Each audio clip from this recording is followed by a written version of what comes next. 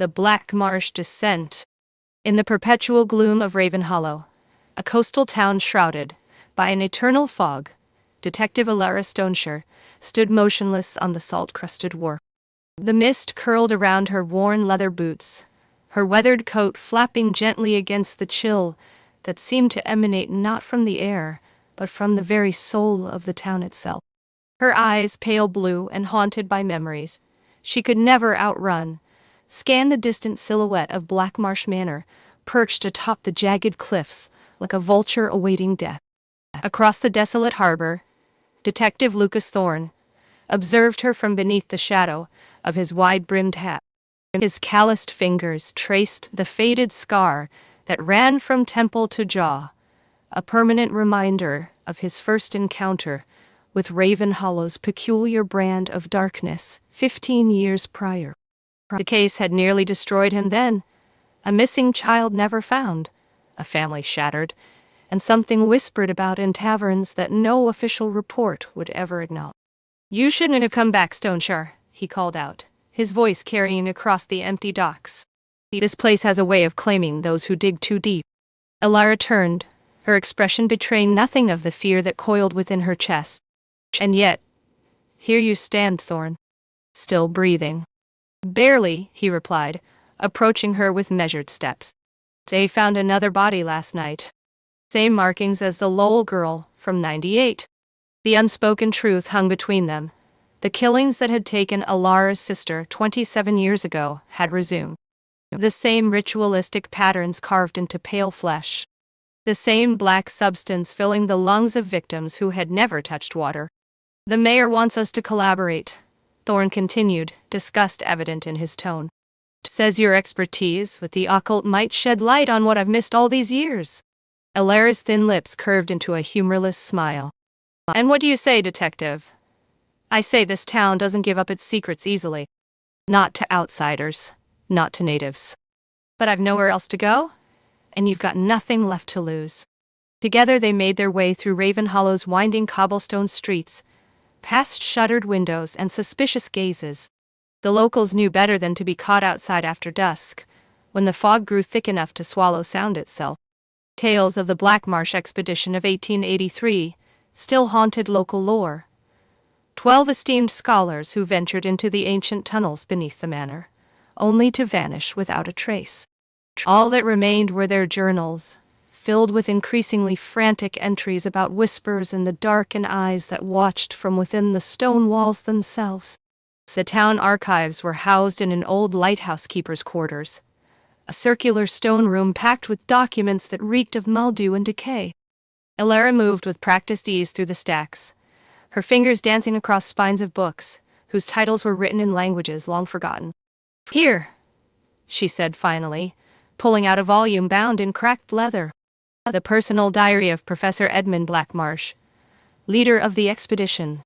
Thorne leaned in, his skepticism momentarily forgotten, as Alara revealed pages filled with detailed sketches of bizarre symbols. "These match the carvings on the victims," he muttered, disbelief coloring his words. "The Blackmarsh family didn't just build that manor," Alara explained, her voice dropping to a near whisper. "They were guardians, meant to keep something contained. Something that was here long before Raven Hollow was founded. As night descended, they ventured to Blackmarsh Manor, armed with flashlights and weapons that both knew would be useless against what truly dwelled within those walls. The manor loomed before them, a grotesque testament to Victorian excess twisted by decades of neglect.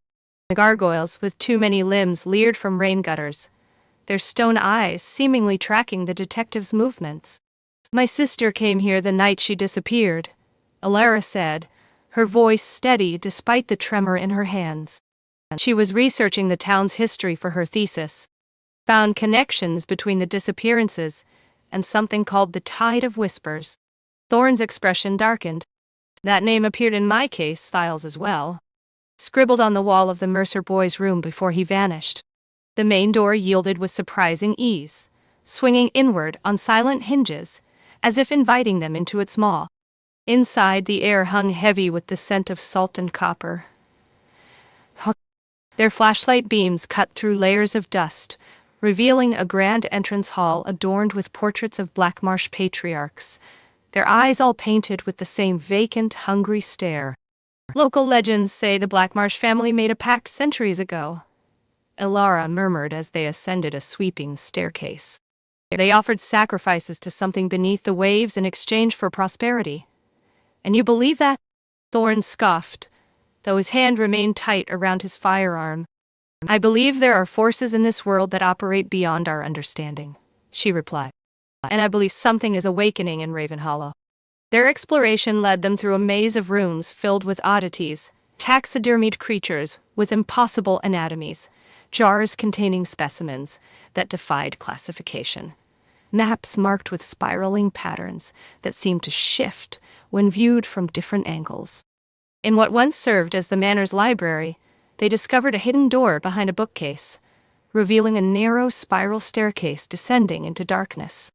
The basement level stretched far beyond what should have been possible, a labyrinthine network of tunnels that bore the signs of both sophisticated engineering and organic growth. The walls themselves seemed to pulse with a faint rhythmic pattern, like the breathing of some vast slumbering entity. These tunnels must lead all the way to the sea, Thorn observed, noticing the increasing moisture as they ventured deeper. Perfect for smuggling in the town's early days, or for providing access to deeper waters, Elara added grimly. They discovered the ritual chamber at the lowest level, a perfect circular room with the floor etched with the same symbols found on the victims. At its center stood an obsidian altar, slick with what appeared to be fresh seawater despite their distance from the shore. Someone's been here recently, Thorn said, crouching to examine fresh footprints in the dust. Elara approached the altar, her fingers hovering just above its surface. This is where they made their offerings, where they communed with what they worshipped. Before Thorn could respond, a sound echoed through the chamber, the soft padding of feet approaching from one of the many tunnels that fed into the room. They doused their lights, pressing themselves against the cold stone walls as a procession entered. Robed figures moved with eerie synchronicity, their faces obscured by masks carved from bleached bone. At their center walked Mayor Hammond, his normally jovial face now set in solemn concentration as he led a bound, struggling form toward the altar. They're going to sacrifice someone, Elara whispered, reaching for her weapon. Thorn caught her arm. There are too many. We need to... His words died as the chanting began, a guttural language that seemed to resonate with the very stones around them. The fog began to seep into the chamber, from every crack and crevice, coalescing above the altar into a writhing mass. Mayor Hammond raised an ancient dagger, its blade curved like a cresting wave. The tide rises, he intoned. The whispers grow stronger. We offer this sacrifice to continue the pact that keeps Ravenhollow safe. Elara broke free from Thorn's grasp, firing a single shot that struck Hammond's shoulder. Chaos erupted as the cultists scattered, their ceremony disrupted. The bound victim, a young woman with terror-filled eyes, rolled off the altar as Thorn rushed forward to cut her restraints. But something had already been awakened. The fog above the altar no longer dispersed. Instead, it grew denser, taking on a vaguely humanoid shape with elongated limbs and a face composed of swirling mist and shadow. Run! Elara commanded, pulling Thorn and the rescued victim toward one of the tunnels. Behind them, the cultists' screams were cut short as tendrils of living fog enveloped them one by one. The trio fled through the tunnels, pursued by an otherworldly moan that seemed to emanate from the very walls. The rescued woman introduced herself, between gasping breaths, as Dr. Mira Crane, a marine biologist who had come to study Ravenhollow's unique tidal patterns. They've been doing this for generations, she explained as they ascended, sacrificing outsiders to whatever lives in the deep waters offshore. They believe it protects the town from disaster. And does it? Thorn asked, checking behind them for pursuers. It protects them from eating, Mira replied. I found records suggesting the entity beneath the waves is ancient, predating human civilization. The Blackmarsh family discovered it and struck a bargain. Human sacrifices in exchange for prosperity and protection. They reached the main floor to find the manor transforming around them. Walls rippled like water, doorways relocated themselves, and the very architecture seemed determined to prevent their escape. The fog had permeated every corner of the house, and from within its depths came whispers of secrets long buried. Elara recognized her sister's voice among them. "We need to end this," she declared, coming to a halt in the grand entrance hall. "Not just escape. If we leave, they'll start again with new victims." Thorn looked at her with newfound respect. "What do you propose?" From her coat, Elara produced an ancient tome, bound in faded blue leather. "My sister discovered this before she disappeared. It contains a ritual to bind the entity more completely, one that doesn't require sacrifice." "Why would we trust magic?" Thorn demanded. "Because science has no explanation for what we've witnessed," Mira interjected. "And because I've studied similar phenomena. The right vibrations, the right symbols, they can affect reality at levels we're only beginning to understand." With the fog closing in around them, and the cultists regrouping in the tunnels below, they had little choice. In the center of the entrance hall they formed a triangle around a hastily drawn series of symbols. Elara began reciting words from the tome, her voice steady despite the building pressure in the air around them. The manor shuddered violently as the ritual progressed. Portraits fell from walls, floorboards buckled, and the fog concentrated into a towering pillar of writhing darkness that loomed over them with palpable malice. "Whatever you're doing, do it faster," Thorn shouted, firing his weapon into the mass as ghostly limbs began to coalesce from its form. Elara continued the incantation, her voice rising above the cacophony of breaking glass and splintering wood. The final words left her lips just as the entity lunged toward her, its maw a swirling vortex of mist and ancient hunger. A blinding light erupted from the symbols beneath their feet, shooting upward through the roof of the manor and into the sky above. The fog creature screeched, a sound that contained the voices of every victim it had claimed over centuries, before imploding upon itself with such force that it knocked all three humans unconscious. When they awoke, dawn was breaking over Ravenhollow for the first time in living memory. The perpetual fog had lifted, revealing a town bathed in golden light. Blackmarsh Manor lay in ruins around them, reduced to scattered stone and splintered wood.